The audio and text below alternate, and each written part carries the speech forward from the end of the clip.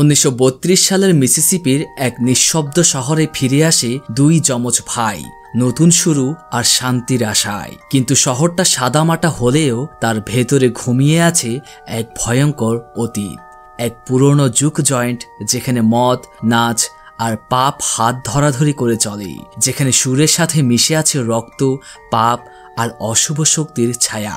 Vampire আর অতীতের ভয়ালো ইতিহাস এক হয়ে গড়ে তোলে এক দুঃস্বপ্নের অধ্যায়। কে বন্ধু, কে শত্রু, আলো নিভে গেলে কে বাঁচবে আর কে হারিয়ে যাবে নিজেরই অন্ধকারে। কারণ পাপ কখনো মাফ হয় না, শুধু সময় মতো ফিরে আসে প্রতিশোধ নিতে।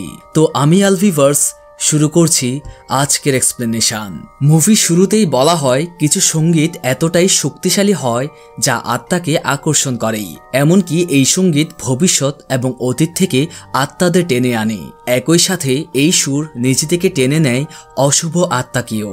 মুভির ওপেনিং সিনে দেখা যায় একটা গিটার হাতে নিয়ে এক আহত ছেলেকে। তার নাম স্যামি। সে একটা গির্জায় ঢুকে পড়ে। তার অবস্থা খুবই খারাপ আর তাকে দেখে গির্জার লোকজন চিন্তিত হয়ে পড়ে। পুরোহিত তার জন্য প্রার্থনা করেন এবং তাকে বলেন, এই সঙ্গীত ছেড়ে দাও স্যামি, তোমার পেছনে যে অশুভ শক্তি লেগে আছে তারা তখনই তোমাকে ছেড়ে যাবে। আসলে স্যামির সাথে ঠিক কি ঘটেছিল তা জানতে গল্প আমাদেরকে একদিন আগের সময়ে নিয়ে যায়। দেখা যায় স্যামি তার গিটার হাতে কিছু মিউজিশিয়ানের সাথে আছে।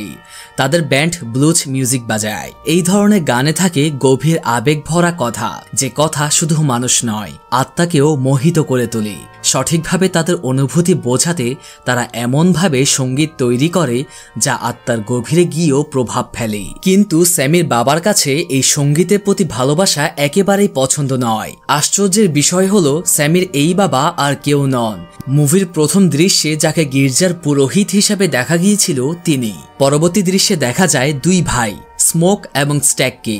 তাদের কাছে প্রচুর টাকা আছে, যেগুলো তারা এক বিশাল গ্যাংস্টারকে লুট করে নিয়ে এসেছিল। এত টাকার এবং শক্তির পরেও মানুষ তাদের সম্মান করছিল না, কারণ তারা ব্ল্যাক অর্থাৎ কৃষ্ণাঙ্গ। তবুও শহরে প্রবেশ করতেই তারা এক শ্বেতাঙ্গ ব্যক্তির কাছ থেকে অত্যাধিক দামে একটা কারখানা কিনে নেয়, যেখানে তারা তাদের সম্প্রদায়ের মানুষের জন্য একটা নাইট ক্লাব তৈরি করতে চায়। এই ক্লাবে গান বাজানোর প্রয়োজন ছিল। যখন তারা স্টেশনে পৌঁছায়, স্যামির গায়কী এবং তার ব্যান্ডের সঙ্গীত তাদেরকে আকর্ষণ করে। তারা স্যামির ব্যান্ডকে তাদের ক্লাবে পারফর্ম করার আমন্ত্রণ জানায়। এরপর তারা দুজন চীনা ব্যক্তি ভাড়ায় নেয়, যাদের একটা রেস্টুরেন্ট ছিল। স্মোক এবং স্ট্যাক চাইতো তারা যেন এই ক্লাবে খাবার এবং পানীয়ের সমস্ত ব্যবস্থা দেখাশোনা করে। এরপর স্মোক তার স্ত্রীর সাথে দেখা করতে যায়। স্মোকের স্ত্রী মৃতদের জাদু জানত, আর এজন্য স্মোক তার স্ত্রীর কাছ থেকে দূরে থাকত।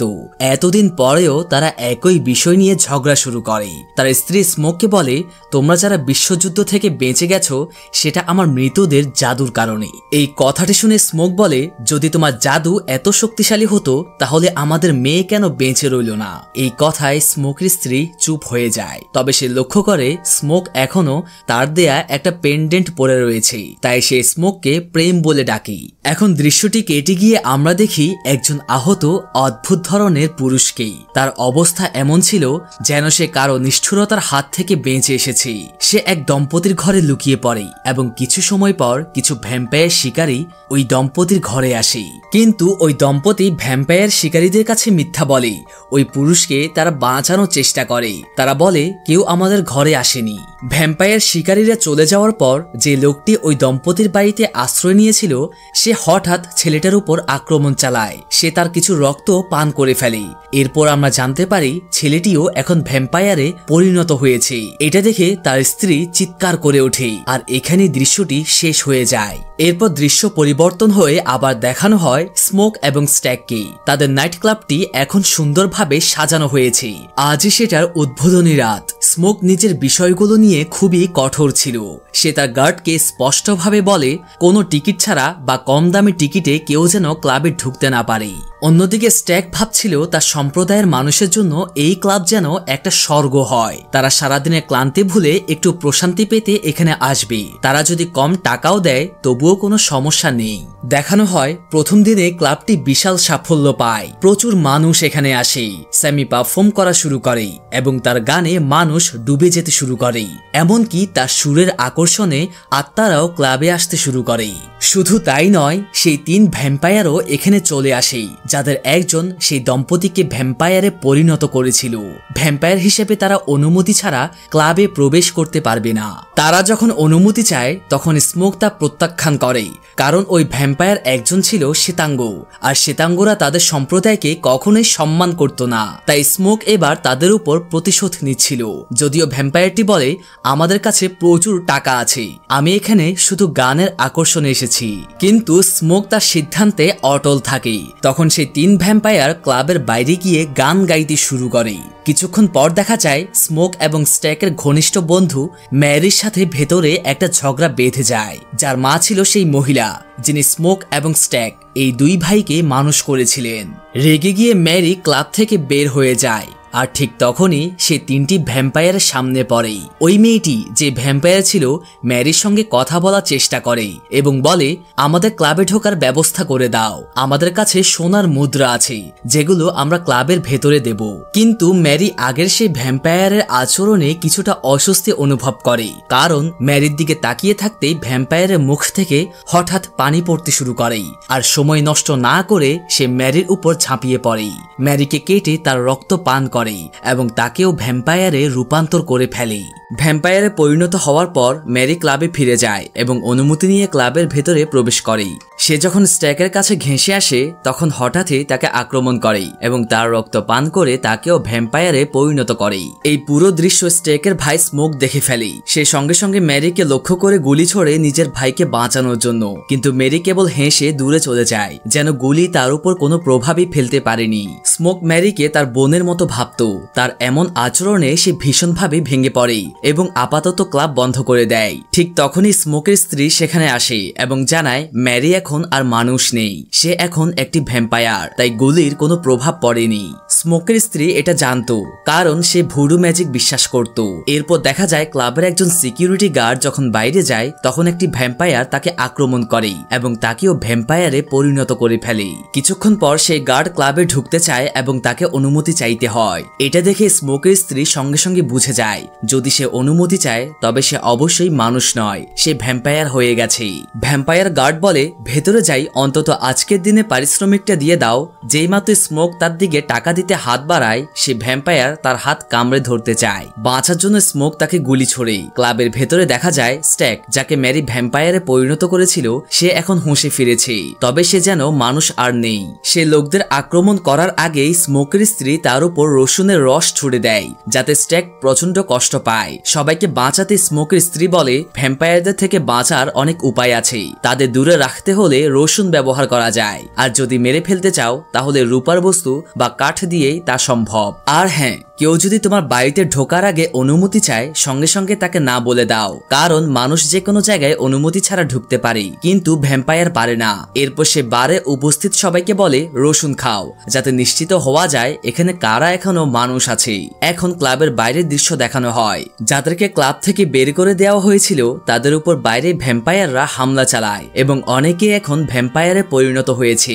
তারাও অন্য মানুষদের আক্রমণ করে এবং একে একে প্রায় সবাই ভ্যাম্পায়ারে পরিণত হয়ে যায়। এখন এই ভ্যাম্পায়াররা একত্রিত হয়ে নিজেরাই একটা পার্টি শুরু করে দেয়। তারা অপেক্ষায় থাকে কখন নাইট ক্লাবের বাকি মানুষগুলো বাইরে বের হবে, আর তখনই তারা তাদের উপর ঝাঁপিয়ে পড়বে।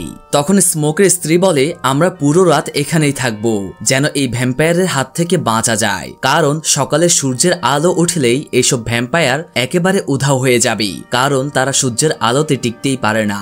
এরপর প্রথম ভ্যাম্পায়ারটি আসে স্মোক ও তার বন্ধুদের সামনে। সে বলে, তোমরাও আমাদের মতো ভ্যাম্পায়ার হয়ে যাও, এটাই সবচেয়ে ভালো সিদ্ধান্ত হবে। এখানে কোনো বর্ণবাদ নেই, কেউ কালো বা সাদা এই বিভাজন নেই, আর সবচেয়ে বড় কথা, মৃত্যুও তোমাদেরকে ছুঁতে পারবে না।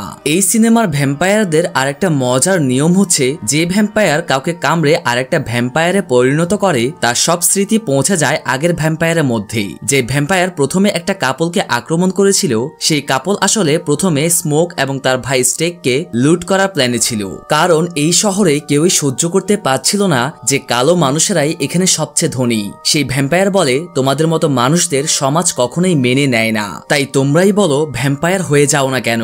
শেষে সেই ভ্যাম্পায়ার বলে, তোমরা সবাই যদি না চাও তাহলে অন্তত স্যামিকে আমাদের দিয়ে দাও, কারণ স্যামির সঙ্গীতে এমন এক শক্তি আছে যেটা অতীত এবং বর্তমানের আত্মাদের ডাকতে পারে এই জায়গায়। এদিকে যিনি এই এলাকায় চাইনিজ রেস্টুরেন্ট চালাতেন তাকে হুমকি দেয় ভ্যাম্পায়াররা, আমরা তোমার বাসায় গিয়ে তোমার মেয়েকে আক্রমণ করব।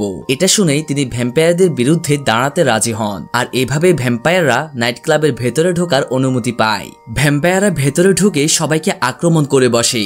এই আক্রমণে স্মোকের স্ত্রী, যিনি সাহস করে ভ্যাম্পায়ারদের চ্যালেঞ্জ করেছিলেন, আর স্যামির ব্যান্ডের এক সদস্য যিনি তাকে ব্লুজ মিউজিক শিখিয়েছিলেন, এই তিনজনই মারা যায়। সবচেয়ে আবেগঘন মৃত্যু ছিল স্মোকের স্ত্রীর, কারণ তাকে হত্যা করে স্বয়ং স্মোকের ভাই স্ট্যাক তাকে আক্রমণ করে ভ্যাম্পায়ারে পরিণত করতে যাচ্ছিল। তবে সম্পূর্ণ ভ্যাম্পায়ারে পরিণত হবার আগেই স্মোক তাকে কাঠের খুঁটি দিয়ে হত্যা করে ফেলে। এদিকে স্যামি আর তার সঙ্গী পালানোর চেষ্টা করে, কিন্তু প্রথম ভ্যাম্পায়ার রেমিক এসে তাকে আটকায়। স্মোক তখন তার ভাই স্ট্যাকের সাথে যুদ্ধ শুরু করে দেয়। স্যামি আর তার সঙ্গীকে রেমিক আক্রমণ করে, সে কামড়ে দেয় স্যামির সঙ্গীকেই। তখন তার সঙ্গী বলে, আমাকে ছেড়ে দাও স্যামি, তুমি পালাও, নিজের প্রাণ বাঁচাও। তবে এত সব ভ্যাম্পায়ারের হাত থেকে পালানো সহজ ছিল না।